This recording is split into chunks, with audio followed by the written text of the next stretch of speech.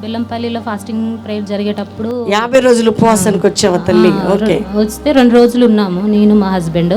అక్కడి నుంచి మళ్ళీ ఇంటికి వచ్చిన తర్వాత 1 వీకే నేను ప్రెగ్నెంట్ అని తెలిసింది. ఈయన పుట్టిన తర్వాత 10 నిమిషాల వరకు ఏడవలేదు, చలనమే లేదు అసలు. అయితే తర్వాత మేము బాగా ఏడ్చుకుంటూ ప్రార్థన చేసాం, తండ్రి నీ సన్నిధికి వచ్చినాక నువ్వు ఇచ్చిన బిడ్డ తండ్రి ఏంది ఇట్లా అని. ఇంకా మేము ఏడ్చుకుంటూ ప్రార్థన చేస్తే మరలా ఏడ్చాడు. తర్వాత ఈయన బాడీలో మొత్తంలో తలకాయ చాలా పెద్దగా ఉండేది. అయితే డాక్టర్లు అన్నారు మెడ నరాలు చితికినట్టున్నాయమ్మ, గుండెకి కూడా 2 హోల్స్ ఉన్నాయి అని చెప్పేసరికి మేము మస్తు భయపడి ఏడ్చుకుంటే ప్రార్థన చేసినాం. ఆయన వాళ్ళు అన్నారు డాక్టర్లు, ఈయన చాలా సీరియస్ ఉన్నాడమ్మా, మీరు ఇంటికి మాత్రం తీసుకెళ్ళదు, డైరెక్ట్ హాస్పిటల్కే తీసుకెళ్ళండి అంటే మేము అట్లా హాస్పిటల్ తీసుకెళ్ళకుండా ఇంటికే తీసుకొచ్చినాం, దేవుడు ఉన్నాడు మాకు చేస్తాడు అని. అయితే వాళ్ళు మందులు రాసిచ్చారు, మందులు అవన్నీ టానిక్లు ఉంటే నేను వేయలేదు. ఫిట్స్ కూడా వచ్చింది నాకు, ఫిట్స్కి కానీ అన్నిటికీ వస్తే ఇంకా నేను ఏ మందులు వేయలేదు, దేవుడే ఉన్నాడని ప్రేయర్ ఆయిల్ ఖర్చు పెట్టే ఉంచాను.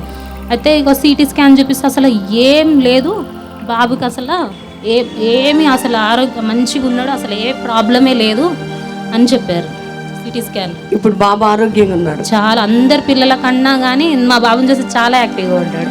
ఈయన కన్నా పుట్టిన వాళ్ళు పెద్దోళ్ళ కన్నా ఈయన చాలా యాక్టివ్.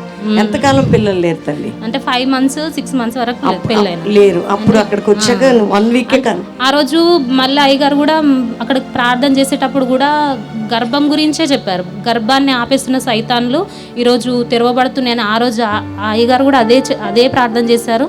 1 వీకే నాకు 50 days తర్వాత కన్సీవ్ అయ్యావు. కానీ క్రిటికల్ కండిషన్ బాబు, డాక్టర్స్ కష్టం అని చెప్పారు.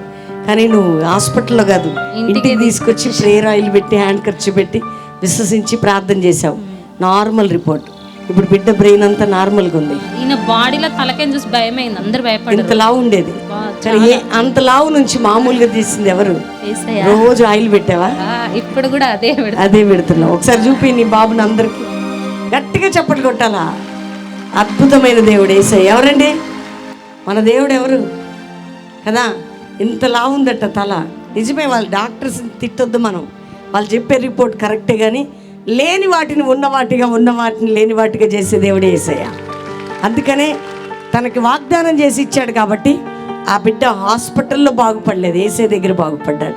రోజు నిజంగా తల్లికి ఎంత ఫెయిత్ అండి. నమ్మకంగా ఇంటికి తీసుకొచ్చి రోజు ఆయిల్ రాసి హ్యాండ్ ఖర్చు పెట్టి ప్రేయర్ చేసిన తర్వాత రిపోర్ట్స్ చూస్తే తల నార్మల్ అయిపోయింది, బిడ్డ మంచిగా అయిపోయాడు, ప్రభు స్వస్థపరిచాడు. ఈరోజు సాక్షిగా ఉన్నాడు.